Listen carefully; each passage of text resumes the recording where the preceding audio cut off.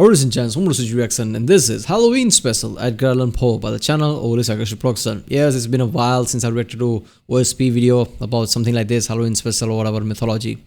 So Edgar Allan Poe, I heard he's a poet, famous poet. But after that, I don't know nothing. So this is going to be a fun video. Happy Halloween! Today we are looking into the mind of one of the most well-known horror writers, Edgar Allan Poe. Oh, he was a horror writer. Yeah. On today's roster, The Pit and the Pendulum, The Mask of Red Death, The Cask of Amontillado, okay, and The Telltale Head. Yeah, this is gonna be fun. I love all the Halloween specials so far. It's always grim and dark, and I love how she, goes even more sarcastic with the take. It's always fun. So, obviously I love all the mythological videos. That's where I started to enjoy this channel. But then I found out Halloween specials are great too. Sometimes they're mythology, sometimes it's like poets and writers like this. Usually it's writers, right? I mean, Frankenstein and things like that, that Dracula thing. So there's also, there's also Cthulhu thing I didn't do. That's also on my radar. So yeah, it's gonna be fun reacting to this. And also that, modern classics, those grim novels that she reacts to, it's really depressing. Those are fun too. I think one or two is left in that series as well that I haven't seen yet. So yeah, let's watch this one. Edgar Allan Poe, the man all tortured artists aspire to be. Man, that guy had everything. Parental abandonment, financial ruin, alcoholism, a dead wife, and an appropriately mysterious death at age 40. The man was a legend. A legend with a lot of issues, mind you, but a legend nonetheless. Now, depending on your age, when someone describes something as Gothic, I'd imagine that different things spring to mind. Those of you in the younger generations are likely primarily familiar with the goth fashion movement. Meanwhile, for those of you who were already adults in the 90s, Tim Burton's iconic aesthetic of stripes, spirals, and moribund comedy is probably predominant. For those somewhat older, the term instead likely recalls Vincent Price, Bela Lugosi, and Christopher Lee's more traditional form of the macabre, with their deep baritone voices and stylish opera capes. And if you happen to be of the undead variety, born or spawned before the mid-1800s, then I imagine the term excites feelings of happy nostalgia for the dark, misty streets of an England that knew to fear the night. Now, the origins of Gothic literature are rather complex, but they're mostly attributed to three things: Mary Shelley's Frankenstein, Bram Stoker's Dracula, and literally everything ever written by Edgar Allan Poe. Let me know if it sounds like one of these people contributed more than the others, because I have a sneaking suspicion that Shelley and Stoker stuck Poe with most of the work on this particular group project, and I'd like to assign grades appropriately. Mostly known for his poetry, a joke that I cannot claim credit for and would not want to, Edgar Allan Poe also wrote several iconic horrific short stories, usually about madness, torture, death, all that good stuff. Cheerful guy. Now, there isn't enough time in the day to summarize all of them, so instead we're going to be looking at a selection of the absolute creepiest among them, mostly because they're my favorites. What, you wanted a more substantial reason? Well, you're in my domain now, and I make the rules! So first up, we've got a little number that I like to call The Pit and the Pendulum. I call it that because that's what it's called. This is the only one of today's stories with a sympathetic protagonist, and it's also something like a spiritual predecessor to Saw. So get ready to sympathize Only one with a sympathetic protagonist, so I guess all of them are going to be really dark. With our hapless and unnamed protagonist a lot, because Poe is one creative bastard when it comes to finding ways to torture people in increasingly improbable ways. So our story begins with our hero being sentenced to death. Encouraging start. So our hero, who for the sake of argument I'll call Fred, is currently in the clutches of none other than the Spanish Inquisition. Yeah, it can be easy to forget that despite their overall silliness in modern representations, the Spanish Inquisition was a terrifying juggernaut of a court system. Keep in mind, however, that the events of this story are not actually in keeping with historical documentation of the time. According to actual Inquisition rules, Fred would have been executed by the tried and true method of burning at the stake, rather than the oddly convoluted method of execution Fred finds himself in when he wakes up. So Fred wakes up in a pitch black cell, and after confirming that he hasn't been buried alive, no, that's another story, he wanders around his cell a little and confirms that it's big, it's dark, and hey, it's got a giant pit in the middle of it. So that's the pit part. But what about the pendulum? Well, I'm glad you asked. Fred blacks out again, and when he wakes up, he's been strapped to a table with a huge razor-sharp pendulum swinging overhead. Wow, it looks like the time-honored tradition of the villain dropping the hero into a death trap and leaving him there unsupervised is even older than I thought. Fred, however, doesn't consider this as interesting as we do, and instead decides to take in the scenery, which now includes a whole bunch of rats. Charming. So Fred eventually thinks to look up again when he finds, shock, horror, not at all predictably, the pendulum has lowered and is now swinging significantly closer. Ooh, this field of view of this, apparently the camera, it's a sketch, but still, the way she painted this is really grim. You seeing that massive pendulum, bladed pendulum, they're trying to kill you and lowering slowly, while basically he's seeing that vision in his head. He didn't see that, that's probably Red's addition there, but still I would like to, imagine that he did see that, because that's a pendulum about to kill him. Well, what is this, Saw movie, right? That's the thing, the Saw movies, where, somebody, traps somebody like here and tells them to cut off their hands or whatever. This really feels like to him that. that he liked. So Fred, faced with this terrifying development, opts to take another nap, focus, goddammit, and when he wakes up, he has a brilliant plan to use the conveniently placed rats and a conveniently placed chunk of meat to escape his bonds. Later renditions of the hero in a death trap scenario replace the conveniently placed rats with rather more glamorous solutions, such as conveniently placed broken glass or conveniently placed plasma cutter. So Fred and his new rat buddies work on freeing Okay, him. so this is original thing, right? Before this, there was no thing as, somebody's trapped and they find convenient way to, release them before they die or something. This is where it starts, apparently. Okay. But time, as they say, is not on his side. Fortunately, he is still a protagonist, and law dictates that he escape just as the pendulum reaches him. So Fred is free of the death trap, only to find that the Inquisition prepared for that eventuality by sticking the death trap inside another death trap. This one's rather more traditional in execution, albeit with a twist. The walls start closing in, and also the walls are on fire. So the aforementioned burning wall things start forcing Fred into the pit, and he is once again mere inches from death when a conveniently placed French army bursts in to save him at the last moment. The end. On to the next exciting tale on our roster, the Mask of Red Death. So let me get this straight. French army can basically break inside to save him. So apparently they took down one of the walls that were closing in, burning wall. So why didn't they just stop the walls closing in, right? Because the wall was still closing in while they came there. Or maybe that's just Red's painting. So that's just weird. So burning wall, they could have stopped. French army stopped that. And why would French armies step in at that point? I guess. And how would Spanish Inquisition would burn the walls and make them move like that? How did they have that contraption like that? I don't know. It's just weird. The eponymous Red Death, we are told, is a terrifyingly lethal plague that makes you sweat blood and die in half an hour. Our nominal hero, Prince Prospero, wants nothing to do with all of this tedious death business, so he calls all his nobleman buddies and they hole up in one of his fancy abbeys and seal the doors behind them. So while the peasantry drop like flies outside the gates, Prospero and his buddies party up a storm for 6 months. One day, Prospero decides to hold a masked ball, because nothing bad ever happens at masked balls, and he sets it up all fancy-like so the ball takes place in 7 rooms of different colors, with the last one being, you guessed it, red. Anyway, in the red room, there's also this big fancy clock that chimes on the hour, and every time it does, the guests stop partying until it stops making noise, and then start up again. Wow, it's almost like the awareness of the inevitability of time is weighing on them a little. I'm sure it's nothing. So anyway, after several hours of partying, the clock strikes midnight, and a few of the guests notice that there appears to be a new face on the dance floor. He's wearing a gaudy red costume and a creepy red mask.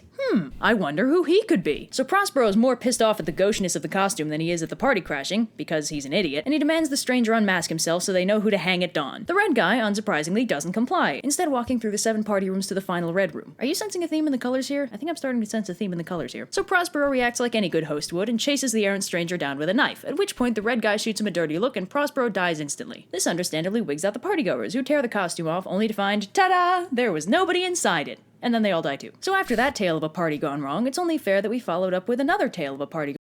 Okay, so that guy basically ran after the creepy guy, and then the creepy guy, apparently death or something, the Red Death or whatever, just gave the guy a look and he died. So everybody thought the rational thing to do is go after that thing, because that thing just killed that guy just by a look. Clearly we can defeat it. Let's all attack it, and they all died. Gone wrong. A charming vignette by the name of the Cask of Amontillado. This is where we transition from our heroes and or narrators being at least marginally good people to a rather more morally ambiguous stance, and oh, who am I kidding? They're all admitted murderers. So the POV character in the Cask of Amontillado is Montresor, a guy? He's a nobleman or something? You don't really need to know that much about him, since his primary defining feature is that he has this friend who he really hates. Why are they still friends, you might ask? Well, it's like the Shakespearean duo Iago and Othello. When you've known someone for so long and experienced so much together, when they start getting on your nerves a little, you don't just write them off like it's nothing. You work to preserve your friendship, because when all is said and done, nothing on this earth is more satisfying. As your friend, I would do tell you that your wife is cheating on you. If we weren't such good friends, I'd never believe you. Than looking into their eyes one day I killed my wife. It sucked, but I trust you. and seeing the hope drain from their You shouldn't have killed your wife. No, I trusted you. faces in one fell swoop, you destroy them and all they hold dear. I read Othello. It's great. So anyway, Montresor's so-called friend is called Fortunato, a name that will become increasingly ironic as the story progresses. Now, Montresor never actually tells us what Fortunato did to him to make him hate him so much, but he assures us that his reasoning is sound and Fortunato is just, like, the worst. And come on, what reason would he have to lie to us? He seems like a trustworthy fella. So luckily for Montresor, Fortunato has one fatal flaw: drunkenness. Our boy Fortunato is apparently quite the connoisseur of fine wines, so Montresor decides to put his plan into motion during the carnival season, which Wikipedia tells me is basically 3 straight days of drinking in silly costumes. So Montresor happens to bump into Fortunato one evening. I'm not gonna lie, I know there was a thing in the, Italian Renaissance and things like that, where people used to, wear a mask and just party and things. At the time, it probably made sense, but right now, if I see something like that, like masquerade ball or whatever, where people are just wearing masks, it creeps the fuck out of me, right?